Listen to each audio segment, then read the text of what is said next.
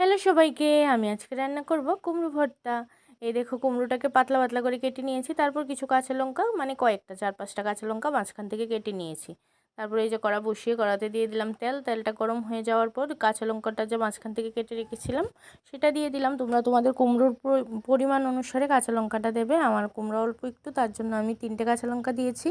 তারপর কাঁচা লঙ্কাটা দিয়ে এটার মধ্যে দিয়ে দিলাম কালো জিরা ফোড়ন।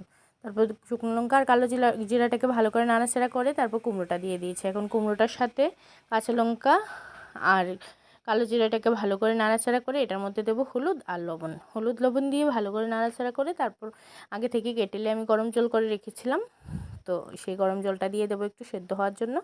যেহেতু কুমড়োটা একটু সেদ্ধ হতে হবে এই জন্য দিয়ে দিলাম গরম জল। মানে তোমরা চেষ্টা করবে গরম জলটাই ইউজ করার জন্য। গরম জল ইউজ করলে খাওয়ার টেস্টটা ভালো হয়, ঠান্ডা জলে অতটা টেস্ট আনে না। তো গরম জলে ইউজ করলে টেস্টটা ভালো হয়, এই জন্য গরম জলটাই দিলাম। দিয়ে একটু চিনি দিয়েছি, তারপর ভালো করে নাড়াচাড়া করে এই যে ঢেকে দিলাম। আবার অনেকক্ষণ পর চলে আসলাম, ঢাকনাটা খুলে নিচ্ছি। এখন দেখো কুমড়োটা প্রায় সেদ্ধ হয়ে গেছে, কিন্তু আমার ঝোল রয়ে গেছে অনেকখানি। তো সেই জন্য আমি গ্যাসের স্টিমটাকে হাই করে দিয়েছি আর হাতার সাহায্যে কুমড়োগুলো একদম মানে ভেঙে ভেঙে দিচ্ছি। পুরো কুমড়োটাকে হাতার সাহায্যে ভেঙে ভেঙে দেবো।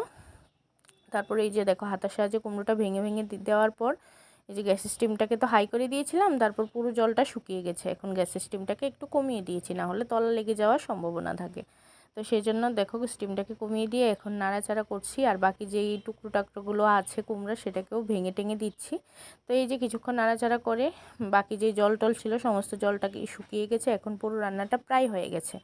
এখন আমি কি করব বলো তো, এটার মধ্যে একটু ঘি অ্যাড করছি। এই যে দেখো ঘি যেহেতু বসেছিল ঘিটা, তো এই জন্য চামচ দিয়ে চামচটা এভাবে রেখে দিয়েছিলাম, তো ঘিটা গলে গেছে। তো তারপরে এই দেখো ঘিটাকে কুমড়োটার সাথে ভালো করে মিক্সড করে নিয়ে আমার রান্না কমপ্লিট। এখন আমি একটা পাত্রের মধ্যে ঢেলে নিব, আর এইভাবেই রান্নাটা আমার কমপ্লিট হয়ে গেল। একদম ইজি রান্না, যারা কুমড়ো পছন্দ করে না এভাবে একবার রান্না করে দেখবে, ভীষণ ভালো লাগবে রান্নাটা। তো এই দেখো আমি একটা পাত্রের মধ্যে ঢেলে নিয়েছি। আর টাটা।